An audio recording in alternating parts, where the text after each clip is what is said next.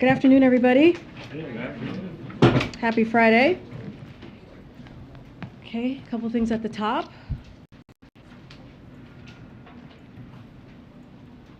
So yesterday, the American College of Obstetricians and Gynecologists, a non-profit organization representing more than 60,000 physicians, sounded the alarm about a nationwide abortion ban proposed by Republican officials.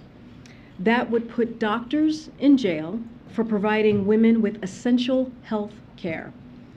Under Senator Graham's ban, doctors and providers could be criminalized and sent to jail for performing an abortion to save a woman's health, providing an abortion to a woman carrying a fetus with little to no chance of survival, offering critical care in the event of a miscarriage, or even treating a rape or incest survivor who has not complied with medically unnecessary delays or reporting requirements.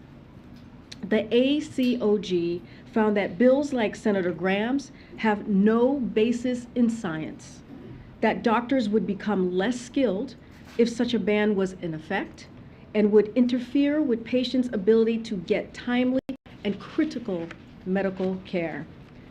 Now, separately, Jen Klein, the director of White House Gender Policy, released a memo discussing how, if passed and enacted, this bill would create a nationwide health crisis, threatening the health and lives of women in all 50 states. I've said it before and I'll keep saying it again. This extreme national ban and plan to criminalize doctors is wildly out of step with American people, and President Biden and Vice President Harris will continue to do everything in their power to protect women's reproductive rights and expand access to health care. Today, the White House hosted a Recovery Month summit and announced over $1.5 billion in funding to beat the opioid crisis and support people in recovery across the United States. This funding go to life-saving programs and policies like expanding access to the medication-assisted treatment for opioid use disorder, to distribute naloxone to prevent overdoses, and programs to prevent substance use in our communities. President Biden recognizes the devastating impact the overdose epidemic has had on our nation, reaching large cities, small towns, tribal lands, and every community in between.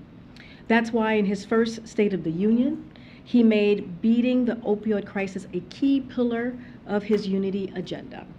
Our major pillars of work to combat, other major pillars of work to combat this crisis include the Treasury Department's efforts to sanction traffickers and disrupt the global drug trade, and expanded access to programs and treatments for people in need. To support these and other efforts, President Biden's fiscal year 2023 budget request calls for a historic investment of $42.5 billion for national drug control agencies.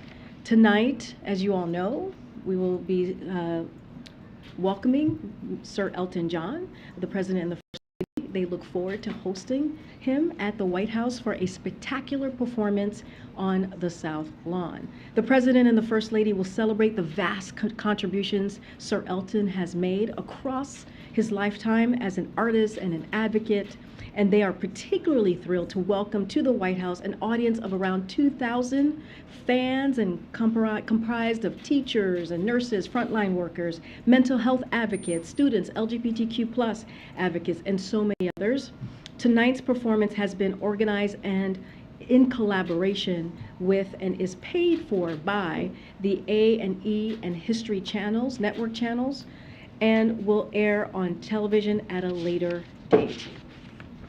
Now, this is, I think I could speak for the entire press team. This is a very sad day for the press team. It is finally happening. We are losing today, but not really losing, but Chris is leaving us today. Today is his last day at the White House as part of the press team, and we are also sad, as I said, to see him go. But we are also thrilled that he is staying in the Biden family and will be starting as the Assistant to the Secretary of Public Affairs at the Department of Defense in the coming days. As you know, that is a very big job that Chris is about to take on. So we will miss Chris's good humor, his sharp political instincts, and his just easygoing demeanor. He's one of the most chillest, coolest cats that I know around town. Chris has been a leader on our team. We wouldn't have make it through this past year or so without Chris by our side and helping to lead the team, as I mentioned, from our earliest days here in the White House. And we know that all of you in this room will miss him as well. You've worked very closely with him. Chris has gaggled on Air Force One, spoken to all of you from this very podium, as you know, that has happened a couple times for him to have done that, and dealt with hundreds, if not thousands, of important stories incoming from all of you here at the White House. Chris, we are so proud of you. We will miss you dearly. As I know, this is an inside joke. We will see you later, pal. And so until we see you again, we hope you have some time to do your very, very favorite thing that I know that you love to do outside of hanging out with your wife, is play golf. Chris loves to play golf. I always ask him to tell me, to take me to play golf, and he still has not done that. But anyway, to help send you off to your next adventure, I know you're going to take some time off. You told me that you're going to hit the links. I don't know what the lingo's here, but we wanted to make sure that we got you something. To do that for next year. Okay. Thank you, thank you. All right, with that, it's all yours, Zeke. I know you're waiting. Thank you for indulging us. If we'd start with Ukraine, the so-called referenda taking place in Russian-occupied areas there, is the administration considering any additional costs to be imposed on Russia or those who are involved in organizing those referenda, new sanctions or other sorts of responses? So a couple of things I do want to lean into as the votes are happening today, clearly over the next 5 days. We are prepared to impose additional swift and severe economic costs on Russia along with our allies and partners in response to these actions if they move forward with annexation. As we said in today's G7 leader statement, the United States will never recognize this territory or as anything other than part of Ukraine because it belongs to the people of Ukraine. We stand with our partners around the world in rejecting whatever fabricated outcomes Russia announces. As the president spoke about at the UN, as you heard from him very clearly, very boldly, these referendums are a flagrant violations of international law and an affront to the principles of sovereignty and territorial integrity that underpin the international system and are the foundation of the United Nations Charter. We will continue to stand firmly with the people of Ukraine and continue to provide them with historic amounts of security assistance to help them defend their territory, to help them defend their freedom. And then on a different topic, as well, these dramatic scenes of Russian fighting age males who are subject to those conscription orders leaving the country.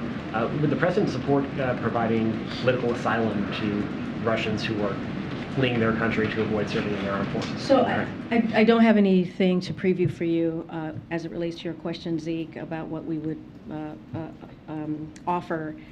But you know, we'll say this: what we're seeing in Russia, especially with the protests, and what we're seeing with Russians leaving their country, is that this is an unpopular war.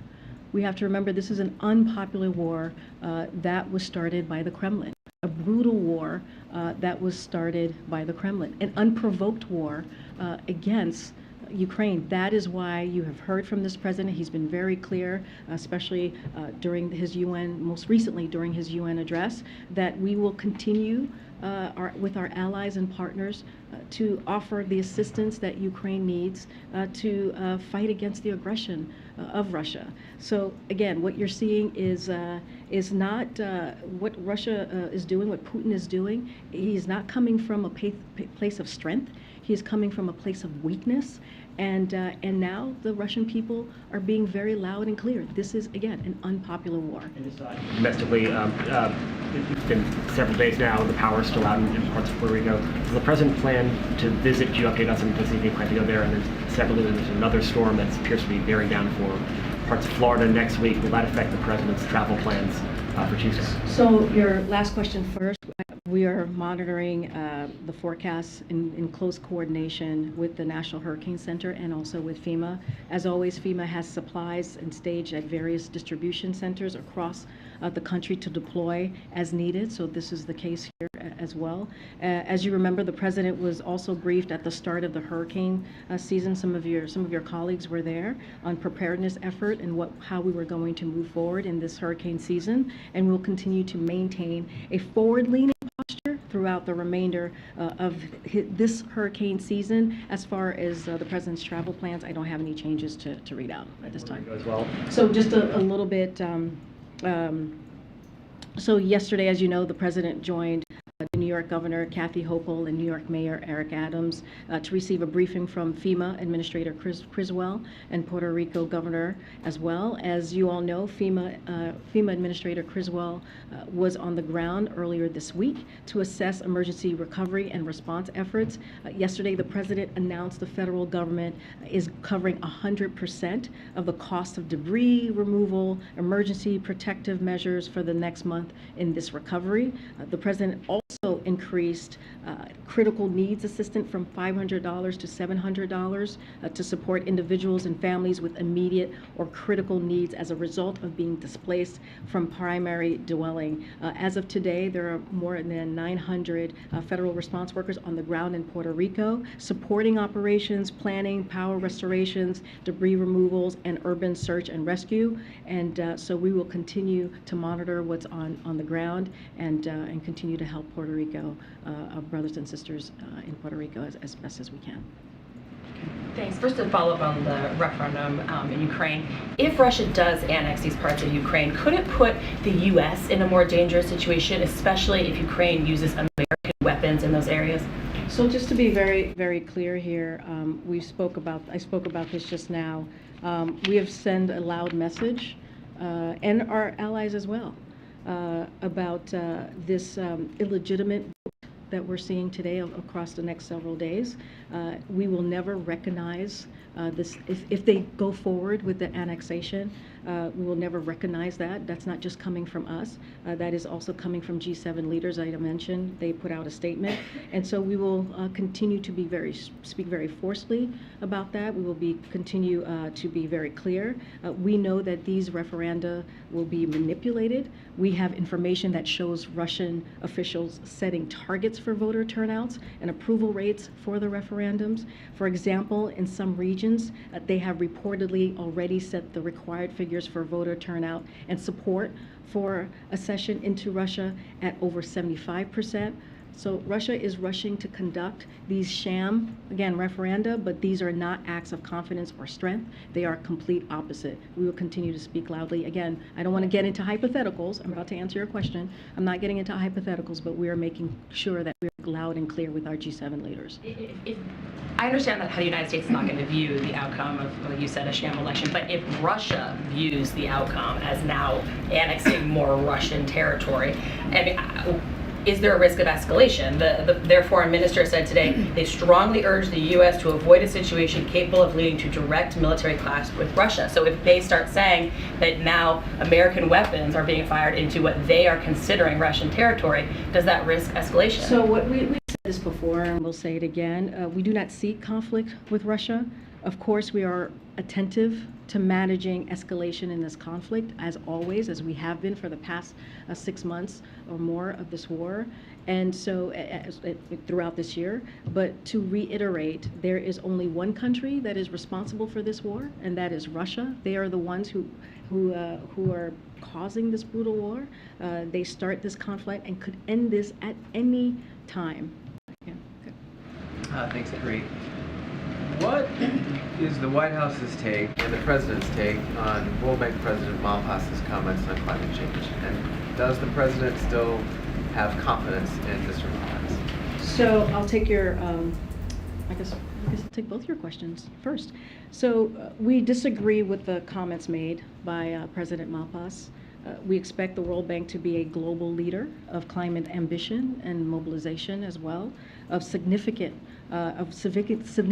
more climate finance for developing countries, as is the business of the World Bank. The Treasury Department, which oversees our engagement with international financial institutions, has and will continue to make that expectation clear to the World Bank leadership. And with regard to the confidence that the president has or does not have? Again, we disagree with the comments of the president. I'll leave it there. I have one Yeah, other sure. question on today's news. The markets are falling, stock markets are falling. The dollar is strengthening significantly, the pound has dropped. What is the White House's take on that and the broader implications for the U.S. economy? So the stock market, as you've heard us say many times, is just one measure of the economy that shows how the economy is doing. And so we are always watching these different indicators closely, including the stock market. It's also important to look at what's happening on Main Street. This is something that we think is important, as you've heard us talk about, to also look at. We have one of the strongest job markets on record with 3.7 unemployment rate, and we've created 10 million new jobs in the president's 19 months in office. More people are looking for work, and we think those indicators are important as well. So because of the economic plan, the businesses are investing in America at record rates, and we are making more in America. And that is important to note as well. We always know, there's always more work to do, but the president, with his economic plan, whether it's the American Rescue Plan that got the economy started, which we see this historic economy, or the bipartisan infrastructure law, which is going to create millions of jobs and fix our infrastructure, fix our supply chain, or it's the Inflation Reduction Act. All of these are pieces of the president's economic plan that we're going to continue to work through, and is going to make sure we don't leave anybody behind. But again, this is one of the strongest job markets that we have seen on record, and so what we are seeing, and I've said this before, you've heard this from Brian Deese, is a transition to a more steady and stable growth, and that's what we're currently seeing and in the process of moving the economy into. Karine, protests are still underway in the wake of the death of Mahsa Amini in the hands of Iran's morality police. I know the Treasury Department yesterday issued those sanctions. Are there other tools the U.S. feels they have at their disposal to try to respond to this? And I was also hoping you could possibly speak to the president's personal response to it as well. So Mahsa Amini's death after injuries, as you all know, sustained while in police custody for wearing an improper hijab is an appalling and egregious affront to human rights. Our thoughts are with Mahsa's family and loved ones. And as President Biden clearly stated at UNGA, he spoke to this, we need, and this is quote, we stand with brave citizens and brave women of Iran who right now are demonstrating to secure their basic rights, end quote. Women in Iran should have the right to wear what they want, free from violence or harassment. Iran must end its use of violence against women for exercising their fundamental freedoms. There must be accountability for Mahsa's death. Again, you mentioned the sanctions that was announced by the Department of Treasury just yesterday, and Treasury also designated 7 senior Iranian security officials as well, including Iran's Minister of Intelligence, for their roles in the suppression and killing of peaceful protesters since 2019. And so we will continue to use all available tools at our disposal to make sure that we pursue accountability. And on this storm that's approaching Florida, I know that FEMA Administrator Deanne Criswell today spoke with Governor DeSantis. Does President Biden himself plan on speaking with the governor? I don't have any calls to preview at this time. Are you declining to say whether or not the president has confidence in David Malpass? I just stated very clearly where we stand on that. Has the president or any of his advisors spoken with anyone else? I don't have a call to preview at this time. So another one on Iran. Is this situation forced the administration to reevaluate its pursuit of a nuclear agreement?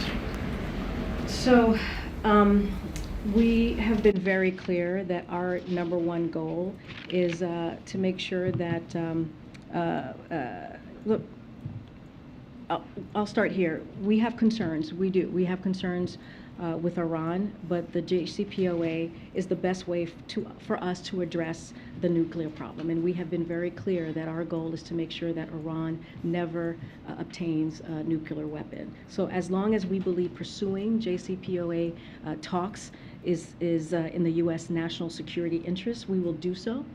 We will continue to use other tools to address other problems with Iran's behavior, but we believe this is the best path forward to make sure that we have these negotiations. UK Prime Minister Liz Truss is pursuing an economic program including tax cuts for the wealthy that's causing some economic headwinds in that country. And is the U.S. Concerned about broader economic fallout from that plan? And are you monitoring what Prime Minister Truss is trying to push through there? So I can't speak to the plan. I have not read it. I would need to speak to our team. I'm not going to really, at this time, speak to another country's plan on what they plan or not plan to do on their taxing the wealthy. So I'm just not going to respond to it at this time. Go ahead, Steve. Thanks. A number of outlets matched the Washington Post report this morning that in addition to the public warnings to Moscow, there have been private communications. What more can you tell us about the communications to Russia warning against the use of nuclear weapons? So I'm not going to speak to any private or discussions at this time. We've been very clear. The president was loud and clear during his UNGA address about what we're seeing. We will not, the votes that we're seeing, this sham referendum is illegitimate. We've been very clear. I'm not, again, going to comment on private communications. Again, you've heard the president. He not only said it at UNGA, he said it during his 60 Minutes interview in his New York Times op-ed on Ukraine a few months ago. And so we've been very clear. And we have warned. We have actually warned about the sham referendum for many, many months.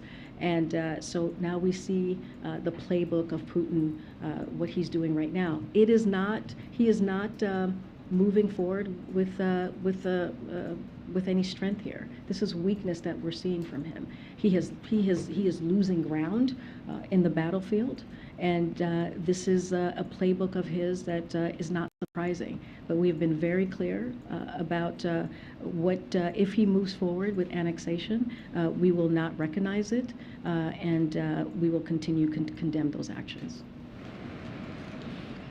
Can you share a little bit about what the U.S. assessment is of how serious Vladimir Putin is about his threat to use nuclear weapons? He has threatened it before, but of course it was at the beginning of the war and the dynamics are very different now. So if you could just share a little bit about what your thinking is of how serious that threat is. So we obviously take these threats very seriously, but we have not seen any reason to adjust our own nuclear posture at this time.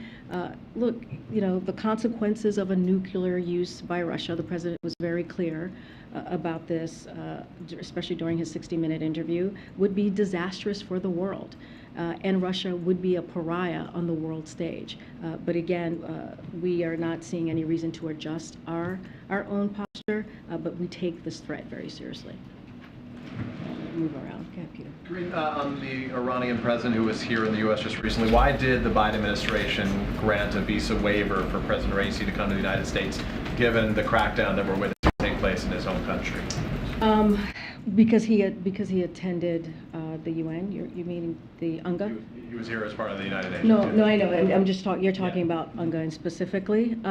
Look, it is UNGA is an opportunity for, as we know, heads of states, global world leaders to come together and talk through their agreements, disagreements, how they're going to move forward, and that's what you saw.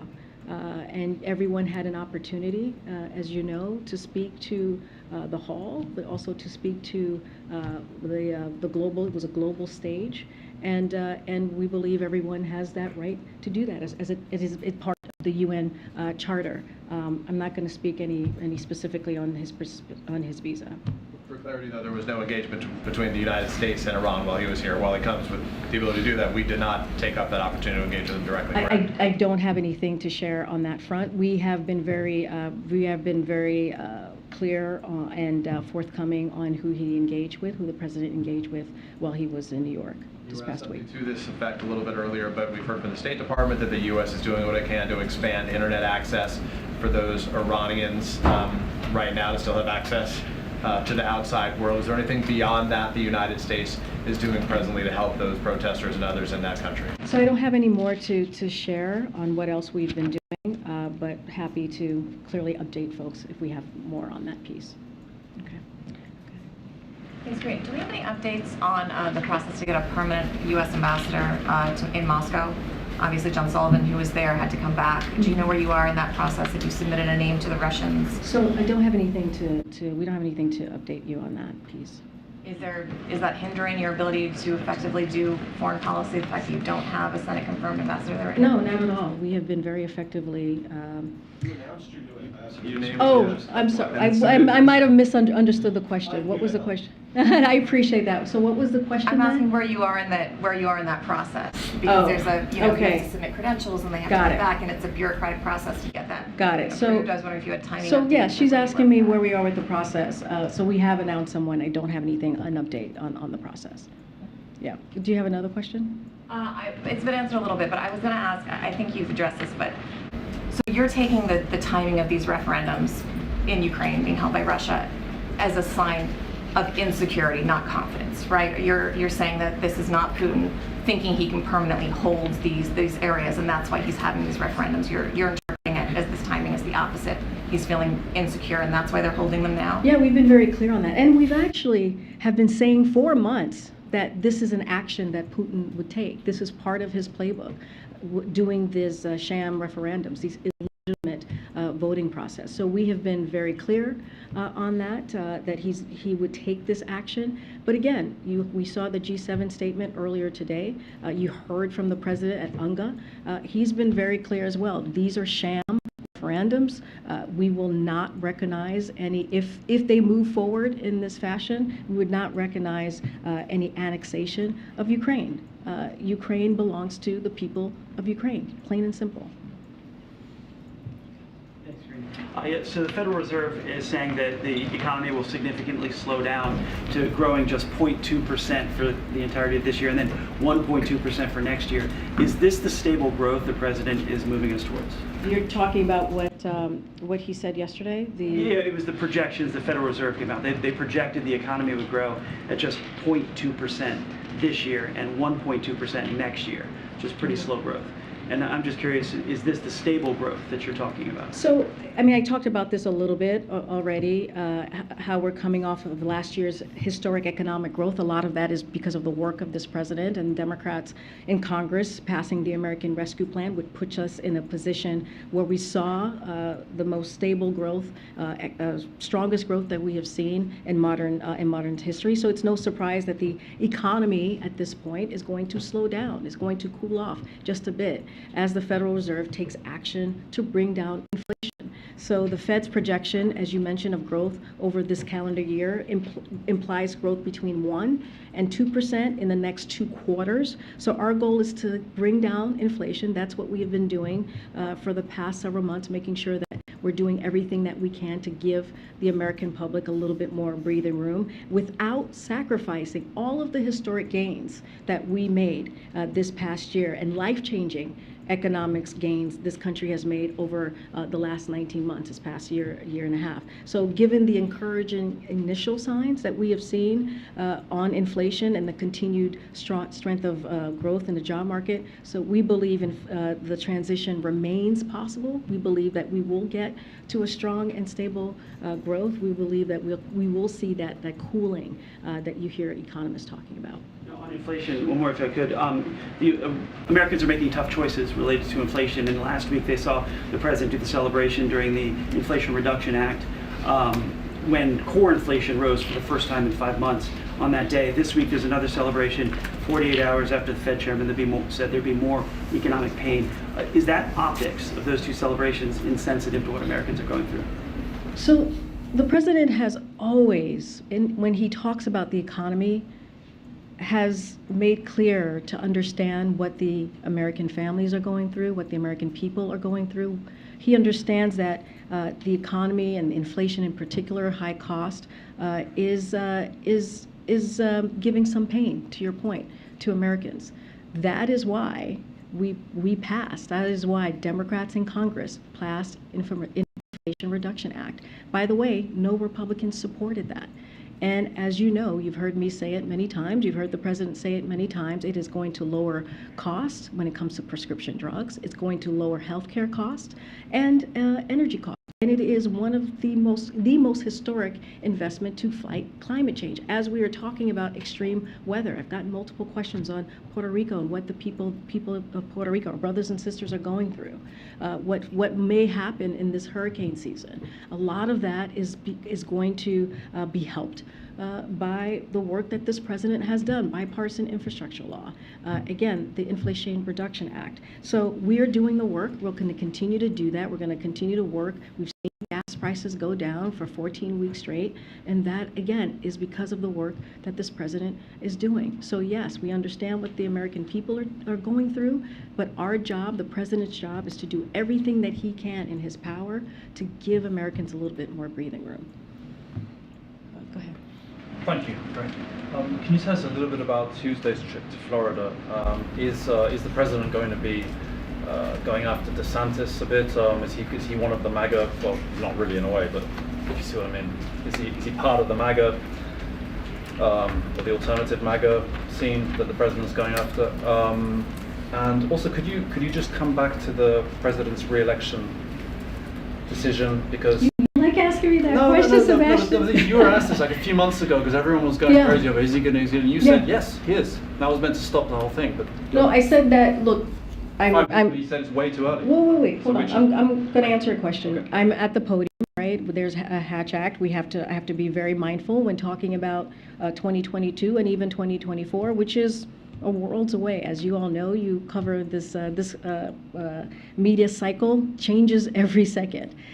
So look, the president was clear even during that 60-minute interview, and I've been clear, he's been clear multiple times, that he intends to run. He said that. He said that in that same interview, that he intends to run. I have to be careful as I'm standing in front of you. Don't want to get more into that.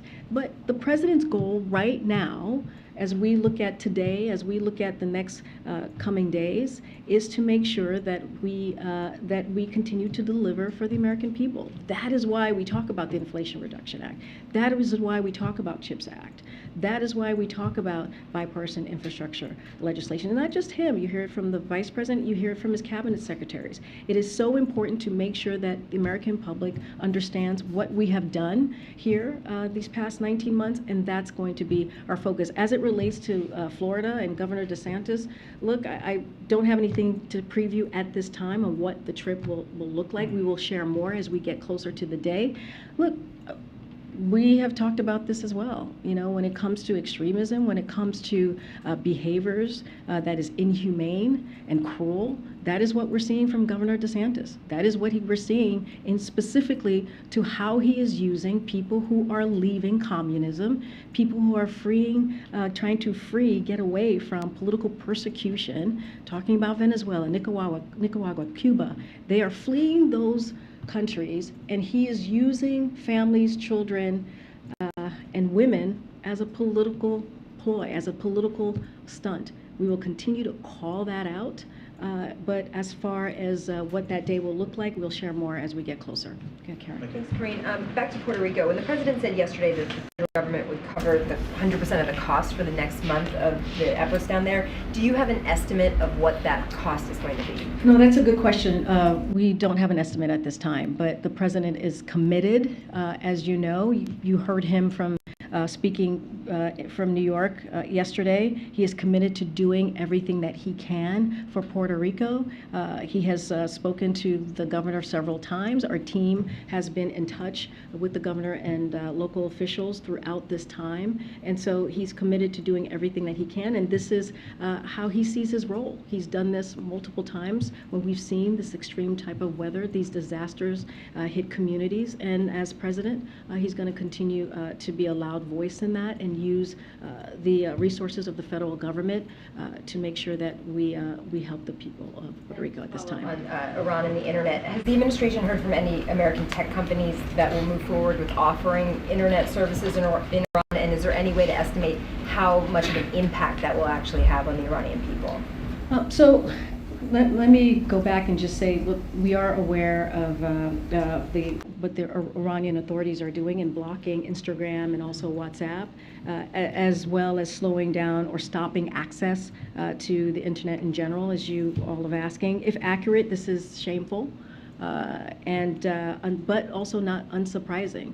Step in the wrong direction by Iran's government to prevent the world from watching the Iran government crack down on peaceful protesters. That is what is happening here. We continue to work with private sector and Department of Treasury to identify additional measures that we will support and facilitate the free flow of information to the Iranian people. As I just mentioned earlier, the Department of Treasury took action just yesterday, and we will use what is available to us to make sure that there is accountability. I'm going to go back a little bit because I haven't been back. And then I'll come back up. Thank you. Two quick ones. First of all, on this weather, have we been in contact, has the U.S. been in contact at all with our Canadian neighbors about what I believe will technically not be a hurricane, but the major storm that's supposed to hit the Atlantic provinces, Canadian Maritimes in the coming hours? Clearly, that's something that we are monitoring from here. We would have to check in with our friends at NSC, our colleagues, to see if we've been in close touch with Canadian officials. But that is something that FEMA is continuously monitoring as well. And when we have any updates on that, we're happy to share. And then the second thing is we're a week away from the end of the government's fiscal year, and is there any reason why anyone should be concerned that there might be a lapse in funding, or is the President and the White House confident that whatever is going back and forth with Senator Manchin's permitting bill and the rest of the CR negotiations, that will all be worked out by next Friday? So we have, we believe, and I've said this before, there's still time for lawmakers on the Hill to enact a short-term funding bill by the Friday deadline. We remain confident that Congress will get this done, so we can continue to deliver vital services, to your point of your question, to the American people. So we encourage for that to happen. We have continued, I've mentioned this before, to stay in close touch with Congress in a bipartisan way. But we believe we have been here before. We were here just last year during this time, and we think that there's still time to get something done, and we'll call on them to act. Okay. Great. I just want to follow up again on the World Bank president. You said that you disagreed with the comments that he's made, but in terms of having confidence in him or supporting him, there are reports suggesting that some in the administration have tried to oust him. So, given that context, does the White House still support him or have confidence? So removing him requires a majority of shareholders. So that's something to keep in mind. The U.S. believes the World Bank must be a full partner in delivering on the aggressive global climate agenda, poverty reduction, and sustainability development.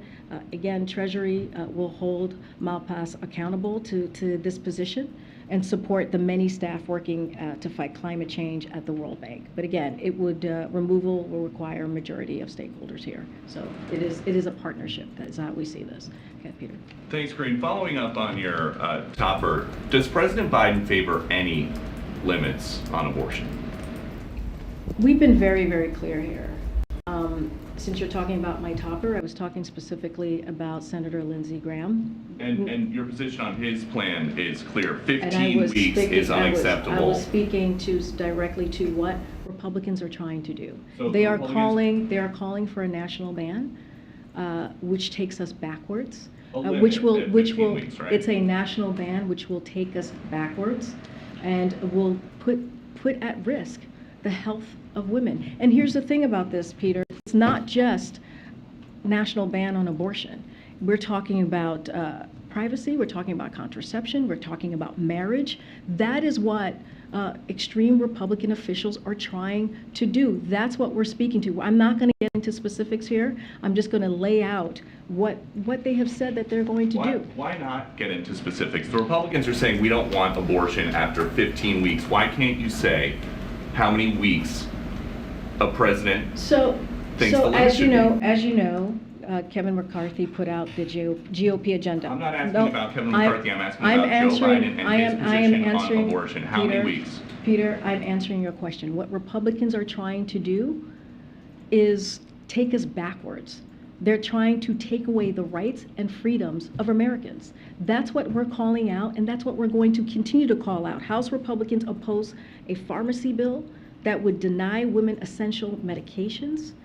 As of September, 166 House Republicans have signed onto a heartbeat bill that would decide abortion at the federal level, even though 28 of those members have since said decisions on abortion should be left to the state. And this week, a Michigan GOP official said he wants to ban contraception. So we should really listen to what Republicans are trying to tell us. And that's what we are speaking out against, and that's what we're going to talk about the national ban that Republicans are continuing to push when majority of Americans do not want that. We are all covering the Republican plan. I'm just, why can't you say how many weeks for Biden?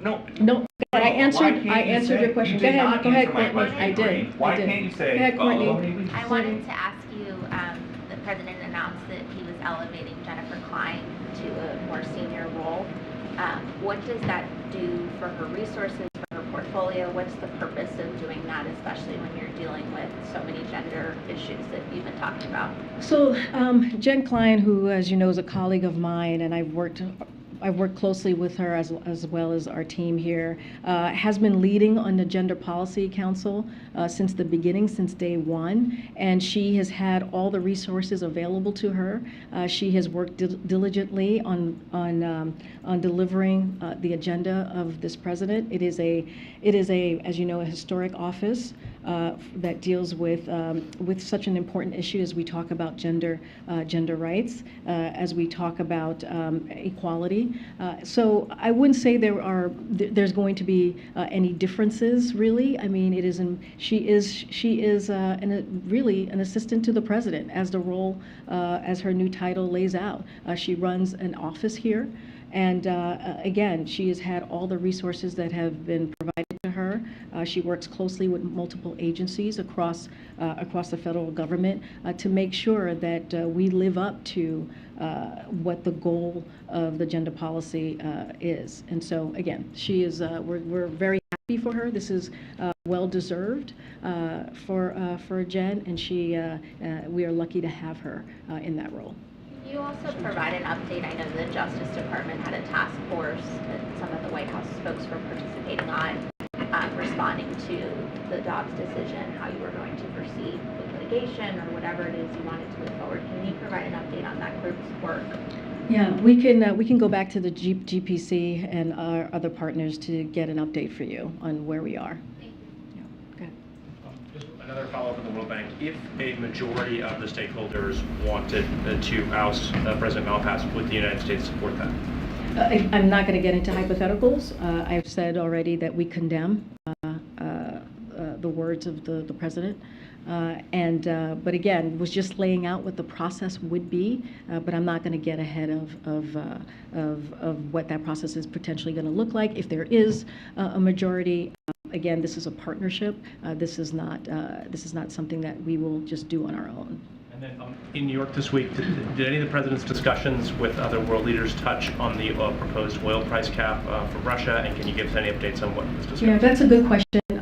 We don't have anything to read out for you on that particular issue. It is something that the president has led on. As you know, it came up when he was in Europe very recently, and it is an issue that we feel that is important in dealing with really giving another kind of blow to Russia. But I don't have anything to read out for you at this time on any further conversations and where we are in that space. There's videos out there of drunken men in Russia brawling and resisting going to the front. Do you, in light of this conscription order, so do you assess that Putin is going to have trouble producing 300,000 members of the armed forces, or do you think he's going for far more than that? And is he capable of doing it? Look, I can't speak to what he's capable of doing or not doing, but I can speak to what these acts, that these announcements and his speech laying out what he wants to do, right? Whether it's a 300,000 more personnel. Look, again, this is not an act of strength. This is not coming from a place of confidence. It's really quite the opposite. What we're seeing from Putin is weakness. He's been losing on the battlefield. He has not made any gain, as we have known this past couple of weeks. They have not been able to achieve any of their goals. And they are losing their positions, again, on the battlefield. So what we are seeing is Russia that is scraping for personnel to throw into this fight. And we are seeing thousands of Russians protest against this mobilization, against this brutal war and unjust war that Russian forces are carrying out in Ukraine, and on President Putin's whim, on his orders. So again, this is not a strength or confidence here that we're seeing. This is coming from a place of weakness. It is up to Putin to see what he's capable of doing. But we are seeing from the protests, right? We're seeing very clearly that people are protesting in the street because this war is incredibly unpopular. This war, again, that Putin has started, that Putin put onto the people of Ukraine. And there's a report out of the UN today about potential or alleged war crimes in Russia, including sex crimes of very young and very old Ukrainian people. In light of what the president has said, calling Putin a war criminal in the past, what is he doing now? So we are engaging the Ukrainians to learn more about what's happening on the ground. We have been clear that war crimes Russian forces have committed need to be investigated, and that Russia needs to be held accountable. So the recent discovery of mass graves in Izium is horrifying, as are the atrocities Russia has committed in Bucha and many other places throughout Ukraine. We've been very clear about that. We have been working closely with Ukraine on this issue and welcome Ukrainians' perspective on this process, how we move forward. We are also supporting a range of international and national efforts underway to document war crimes and atrocities committed by Russian forces in Ukraine, including through International Criminal Court and investigation through the UN Human Rights Council, the OSCE Moscow mechanism, and the Ukrainian Prosecutor General's Office. We are helping document, preserve, and analyze evidence of war crimes and atrocity through our Atrocity Crimes Advisory Group for Ukraine, the State Department's Conflict Observatory, and the Department of Justice War Crimes Accountability Team. It is past time for this war to end, and it is up to Mr. Putin to end this war. This war was started by the Kremlin. He can end this war today if he chooses to. He can end the brutality that we're seeing in Ukraine if he chooses to. And it is up to him. He can end this today. Gosh, I'm trying to see who I have not called on. Oh, go ahead. In Ukraine, 2 Americans who were captured while fighting Russia and Ukraine were released this week. They arrived back on U.S. soil today. What involvement did the U.S. have in that prisoner exchange? Is there anything else that you can tell us about that? And has the president spoken yet to either the men or their families? So I don't have anything to read out on any conversation that the president has had specifically with these two Americans. The United States welcomes the negotiated prisoner exchange between Ukraine and Russia, which includes the 2 U.S. citizens that you just mentioned captured while serving in Ukrainians' military. We are appreciative of Ukraine, including all prisoners of war, regardless of nationality, in its negotiations, and we look forward to these U.S. citizens being reunited with their families. We also thank the Crown Prince and the government of Saudi Arabia and the Turkish government for facilitating the exchange of prisoners between Ukraine and Russia. We once again reiterate the State Department's travel advisory warning U.S. citizens not to travel to Ukraine, and that those who do participate in fighting in the fighting, they face a significant risk, and the United States cannot guarantee their safety. We've been very clear about this from the very early days of this war. We continue to encourage Americans to devote their energies toward the many other opportunities that exist to help the country of Ukraine and also the people of Ukraine.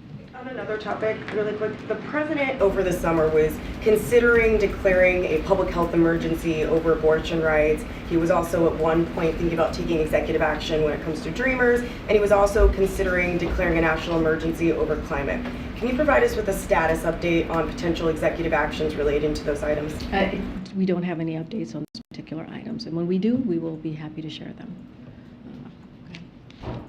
Karine, what's the President Biden message to the people of Venezuela, Cuba, and Nicaragua that are now on their way to the U.S. border or thinking of coming to the U.S. border?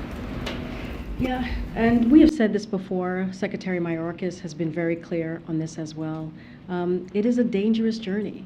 We understand the political persecution. We understand what the people of Ukraine. I'm sorry, Ukraine. I was just talking about Ukraine. What the people of Nicaragua, Venezuela, and Cuba are going through. But again, these are very, very dangerous. This is a very dangerous journey. We recommend that they don't put their lives at risk. But again, what we're seeing, how they are being used as political pawns, is something that we're going to continue to call on. It is inhumane. It is unacceptable how folks who are fleeing, again, political persecution, who are fleeing communism, are being treated. And that is something that you'll continue to hear President Biden condemn. You'll continue to hear us condemn. What Republican governors are doing is unacceptable. It is shameful. And not only that, it is causing chaos and confusion. And that is not how we fix the system. If we want to fix the system, the president put forth on his first day in the White House a legislative solution, a comprehensive immigration reform to deal with these very issues. In the meantime, we're going to continue to work with our partners and our allies in the region, in the Western Hemisphere, because this is indeed a new type of migration that we're seeing. We're seeing a jump from those three countries by 121% in just a year, and that is a different scenario that we're dealing with. So we're going to that is causing havoc across the Western Hemisphere. I have a follow-up to that. President Biden said last week that it's not rational to send these people from Venezuela, Cuba, and Nicaragua back. Does that mean that President Biden is in some way, or the White House, someone encouraging them to come to the U.S.? What the president is saying is that these folks, these mothers, these children, these families are leaving a country because of communism. They're leaving a country because of political persecution. And he was saying that they should not be used as a political pawn by Governor DeSantis or any Republican governor. That's what he was speaking to. He was calling out the inhumane nature of the way that they were being used because of for a political headline, because of someone's political future. And so he's going to continue to call that out. It is, again, I'll say this again, it is inhumane. You hear the president talk about this many times throughout his career, not just as president. It is important to treat people with dignity. It is important to make sure that, that folks who are fleeing communism are not treated this way. And so we'll continue to call that out. Thanks, everybody. Thanks,